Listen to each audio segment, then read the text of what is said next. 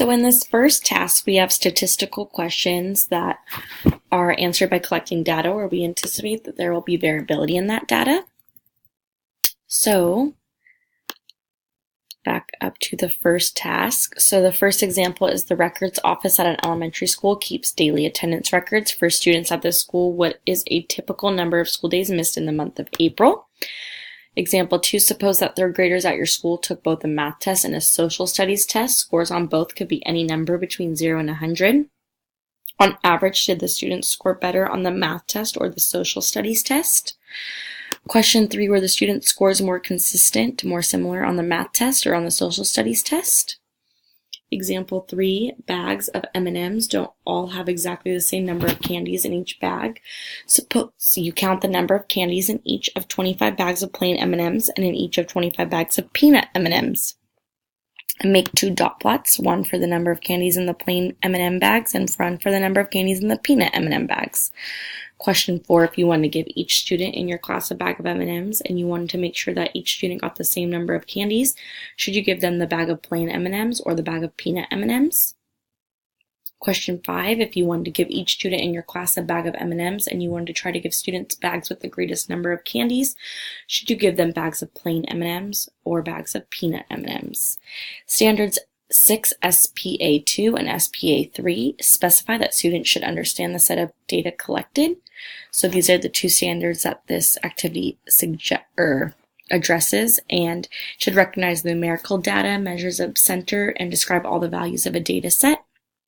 Many students think that the impression is that the center is the most important, but this task should be used as a basis of classroom discussion to see that some of them consider variability rather than the center.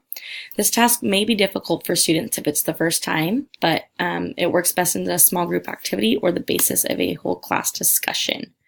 So the solutions for this activity, question 1, the answer is because this question asks about a typical value, it would be answered by considering the center of data distribution. Question 2, because the question is asking of which 2 groups have a higher score on average, it would be answered by comparing the centers of the 2 data distributions. Question 3, because the focus of this question is on consistency of scores, it would be answered by comparing the spreads of the 2 data distributions.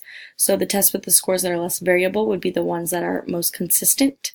Question 4, in order to have each student get the same number of candies, the choice would have to be the one with the smallest spread number.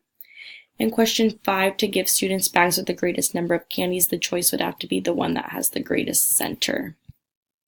For task number 2, each of the 20 students in Miss Anderson's class timed how long it took them to solve a puzzle.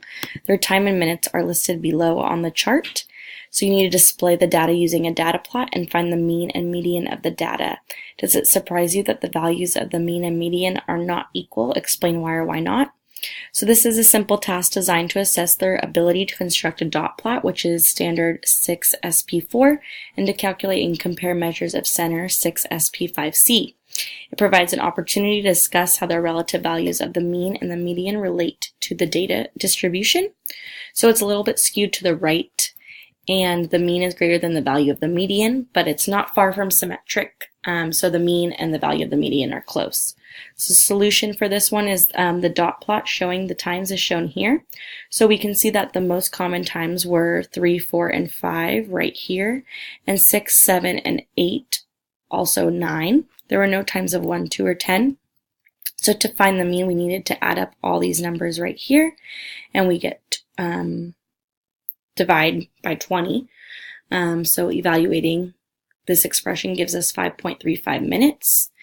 And then to find the median, we have to put the numbers in order from least to greatest. So the middle number is 5.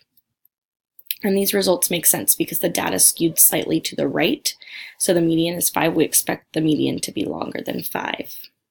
So for task 3, this is the one I created. So the question, Peyton Manning ran 100 yards in a game. 1, he ran 50 yards in game 2, and in game 3, he only ran 25 yards. What is Peyton's mean or average number of yards per game? So the following is the first 10 games of the season. What was the most common number of yards scored? So here's the list of the 10 game yard scores, so to find the most common. And what was the median of Peyton's 10 games? So this is a simple task to calculate the mean in the games that Peyton Manning played in. The following standards are used are SPA2 and SPA3, that they should understand all the data collected to answer a statistical question, and should measure the center and describe all values in a data set. So using the mean, median, mode, students will have to be able to figure out a real-life scenario using yards of a football game. So the solution, so you add up the number, divide by 3 to get 58.3 yards per game. So the most common number was 50 yards per game, and the median would also be 50 yards as well. So this is a nice little fun activity, and it relates to something in real life, so hopefully the students will be involved and be able to relate.